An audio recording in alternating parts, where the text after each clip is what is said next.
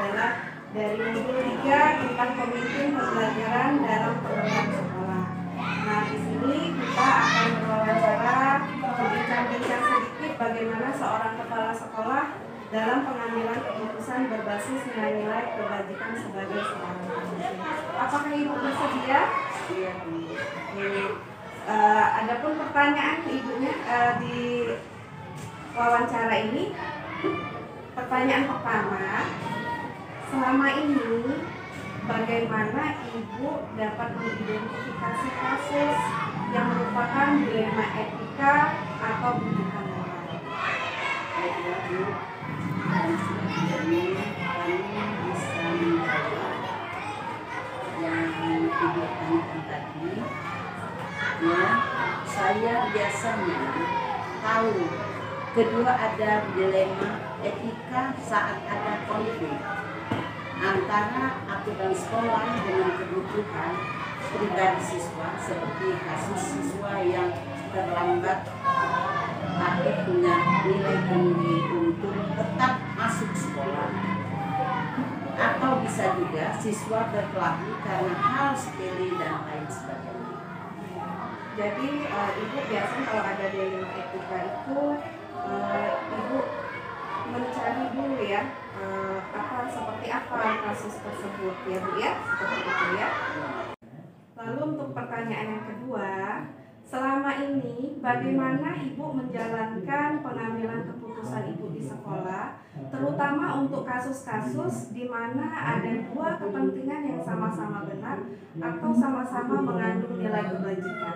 Bagaimana menurut Ibu? Baik Bu, saya bisa mengajak beberapa orang dari tim pemimpin dan pengelola sekolah untuk berdiskusi. Kami mempertimbangkan semua sisi dari masalah dan dampaknya sebelum memutuskan. Kami berusaha mencapai kesepakatan bersama yang adil dan untuk semua. Oke, jadi Ibu solusinya ini mengajak beberapa orang dari tim ya, begitu ya Ibu ya. Lalu dengan pengelola sekolah untuk berdiskusi seperti itu Ibu ya. Lalu langkah-langkah atau prosedur seperti apa yang bisa Ibu lakukan selama ini di sekolah? Yang baik Bu, langkah-langkahnya adalah: 1. Kumpulkan semua informasi yang terkait. 2. Identifikasi nilai-nilai yang bertentangan. 3. Mempertimbangkan dampak keputusan untuk semua orang. 4. Diskusikan dengan tim sekolah tadi. 5. Ambil keputusan berdasarkan analisis tersebut. 6. Buat rencana untuk melaksanakan keputusan tadi. Oke, jadi Ibu ada beberapa langkah dan prosedur yang Ibu ambil. Di sini tadi saya tulis ada 5 ya Bu ya. Yang pertama itu Ibu mengumpulkan semua informasi, lalu mengidentifikasi nilai yang terkait tadi ya Bu ya, mempertimbangkan dampaknya, lalu Ibu juga mendiskusikan dengan tim Ibu, lalu Ibu juga mengambil keputusan berdasar analisis dan membuat rencana. Baik sekali Bu ya. Lalu kerja yang selama ini Ibu anggap efektif dalam pengambilan keputusan pada kasus dilema etika di sekolah itu. Ya, baiklah Bu. Yang paling efektif adalah melibatkan berbagai orang dalam proses keputusan, berkomunikasi dengan jelas. 2. Transparan dan membuat keputusan. Juga mengikuti prosedur yang sudah ada dan memastikan keputusan sesuai dengan prinsip aturan sekolah dan etika yang memanusiakan kemanusiaan. Jadi Ibu melibatkan beberapa orang di dalam proses keputusan, begitu Bu ya. Nah, untuk selanjutnya ini hal-hal apa saja yang selama ini merupakan tantangan Ibu dalam pengambilan keputusan pada kasus-kasus dilema etika ini? Baiklah Bu, tantangannya termasuk konflik kepentingan antara pihak-pihak yang terlibat, tekanan dari luar, dan ketidakpastian dalam memilih keputusan yang tepat.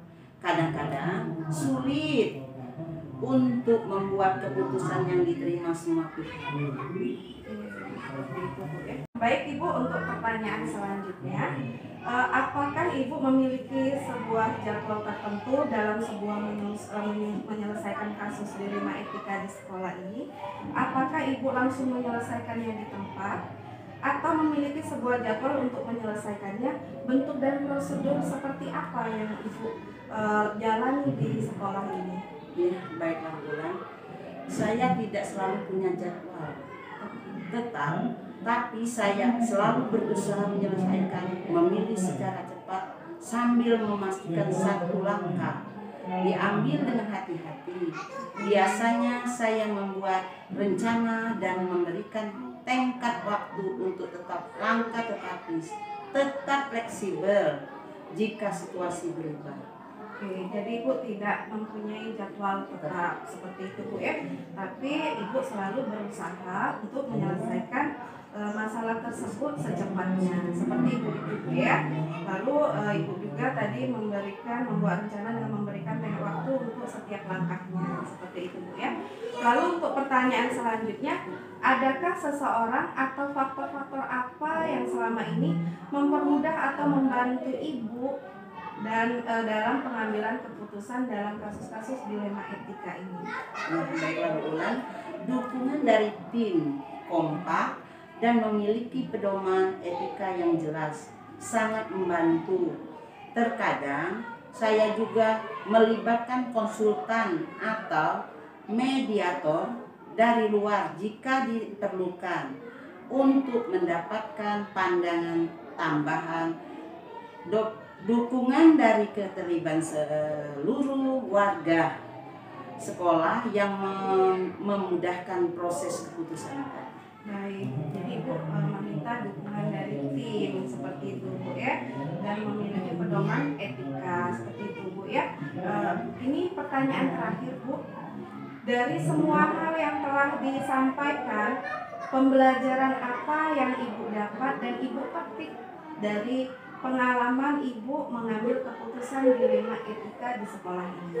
Ya, baik Bu Ulan, saya belajar bahwa keterbukaan dan komunikasi sangat penting dalam mengambil keputusan.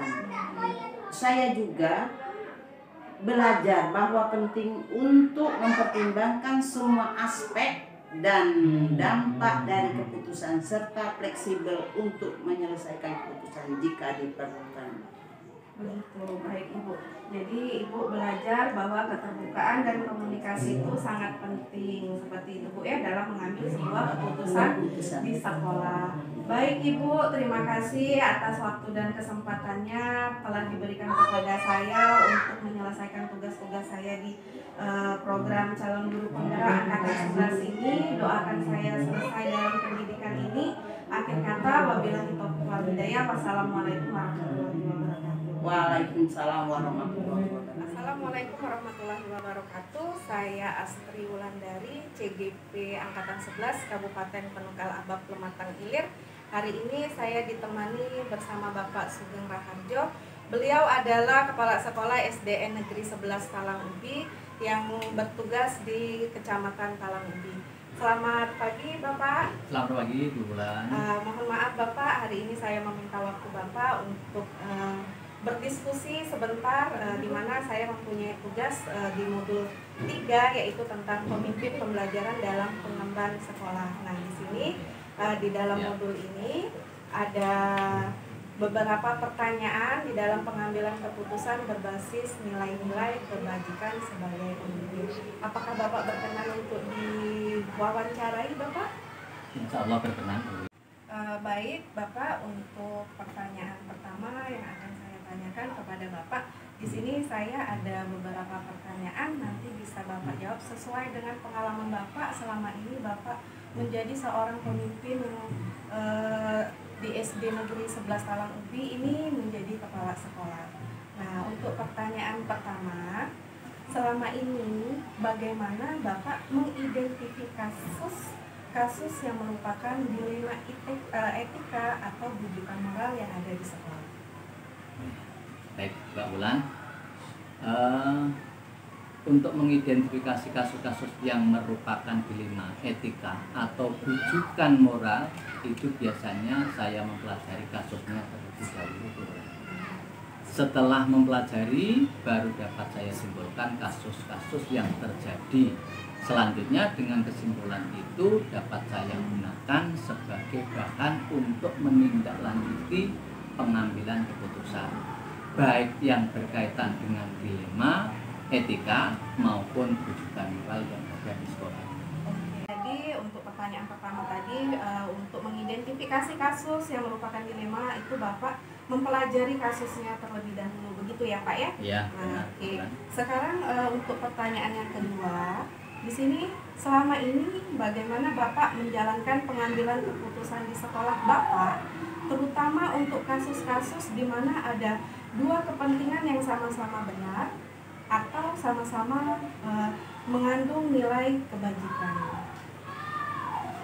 Begini Bu Bolan, untuk pengambilan keputusan di sekolah ini biasanya saya mulai dengan mengumpulkan informasi yang relevan mengenai situasi yang dihadapi, kemudian saya identifikasikan nilai-nilai yang saling bertentangan dengan hal tersebut Bu Bolan. Misalnya di dalam kasus terkadang kita mempunyai rasa keadilan dan kasihan, di mana kepentingan tersebut dapat membuat dilema kita sebagai kepala sekolah. Oke, jadi untuk mengambil keputusan tersebut, Bapak mengumpulkan informasi yang ada di sekolah, seperti itu ya Bapak. Lalu Bapak mengidentifikasi nilai-nilai yang relevan yang ada di dalam kasus tersebut, begitu ya Bapak ya. Oke, baik Bapak. Untuk pertanyaan selanjutnya, Bapak, langkah-langkah atau prosedur seperti apa yang biasanya Bapak lakukan selama ini? Dalam pengambilan keputusan di sekolah ini, terutama dalam menghadapi dilema etika atau situasi yang melibatkan kepentingan yang sama-sama benar, biasanya saya menentukan dengan jelas masalah atau situasi yang perlu dihadapi.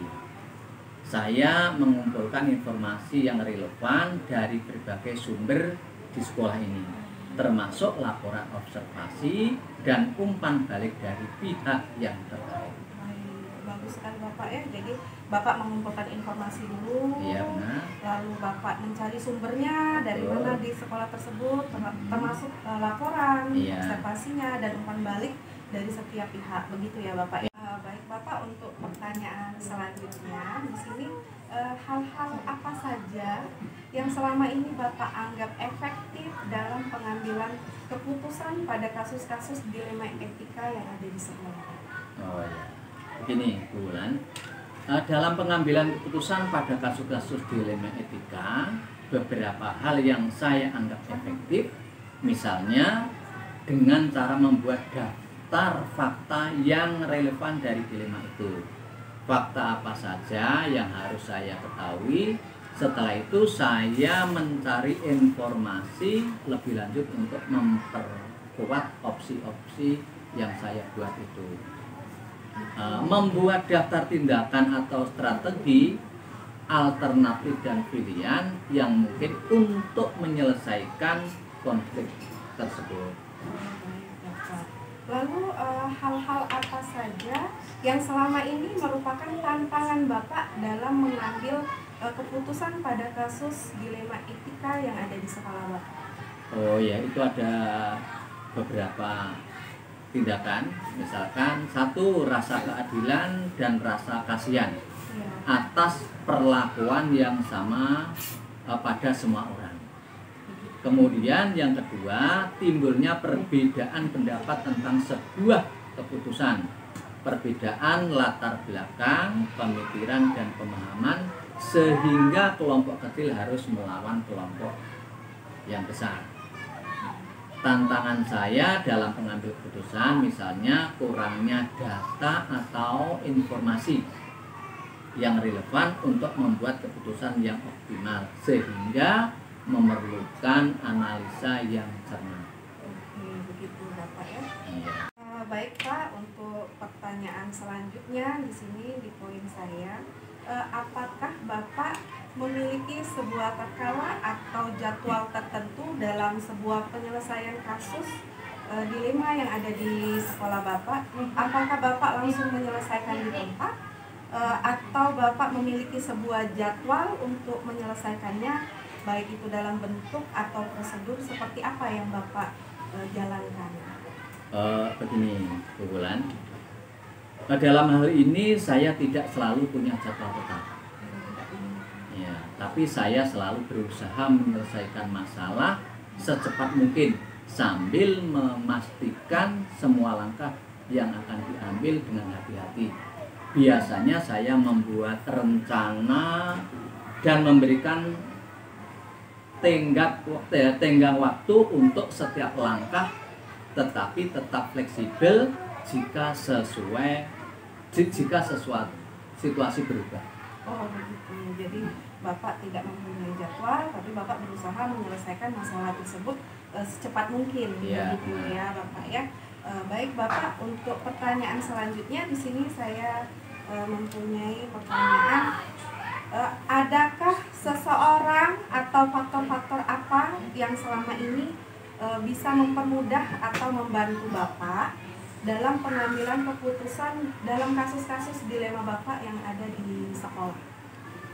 Begini, satu itu dukungan dari rekan kerja, yaitu Dewan Guru dan tim pengembang karakter dan wali murid. Kemudian yang kedua, pimpinan dibantu para wakil kepala sekolah, para guru yang sudah mengalami dilema etika tersebut. Jadi untuk mempermudah Bapak selama ini, Bapak meminta dukungan dari rekan Dewan Guru ya Bapak, begitu ya. Lalu beberapa perwakilan dari seperti pemimpin yang lain, para wakil, seperti itu ya Pak ya. Iya benar. Lalu di pertanyaan terakhir saya Pak, dari semua hal yang telah disampaikan, pembelajaran apa yang dapat Bapak petik dari pengalaman Bapak mengambil keputusan dilema etika ini? Oh ya, ini Bu Wulan. Satu yang bisa saya ambil atau kita petik dari pembelajaran ini, yang pertama, pembelajaran yang dapat dipetik adalah mempertimbangkan dengan sebaik-baiknya dari segala sisi, sehingga kita betul-betul merasa yakin dengan keputusan yang didapat. Kemudian yang kedua, menambah ilmu dan wawasan dalam pengambilan keputusan, dan saya akan mengambil keputusan berdasarkan nilai-nilai kebajikan dengan pertimbangan yang sudah baik dan benar. Begitu Bu Wulan. Jadi untuk awalan Bapak mempertimbangkan terlebih dahulu ya Pak ya, lalu Bapak dapat menambah ilmu Bapak dalam mengambil keputusan di dalam kebijakan ini. Seperti itu Bapak ya. Iya. Baik Bapak, terima kasih atas waktu dan kesempatannya. Saya ucapkan terima kasih kepada Bapak yang telah memberikan waktu kepada saya atas tugas-tugas saya hari ini. Akhir kata, wabillahi taufiq wal hidayah. Wassalamualaikum warahmatullahi wabarakatuh. Waalaikumsalam warahmatullahi wabarakatuh. Semoga sukses selalu. Terima kasih.